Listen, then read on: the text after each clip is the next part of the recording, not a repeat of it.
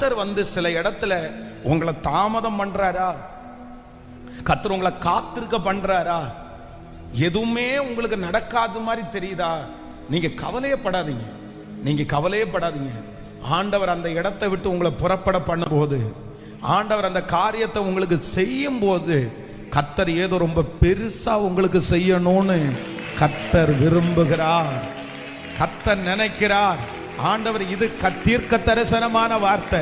இது நம்புறவர்களுக்கு அப்படியே ஆமென்றும் ஆமேன் என்றும் நடக்கும். ஆண்டவருடைய காத்திருப்பு உங்க வாழ்க்கையில ஒரு நாளும் குறைவாய் போகாது.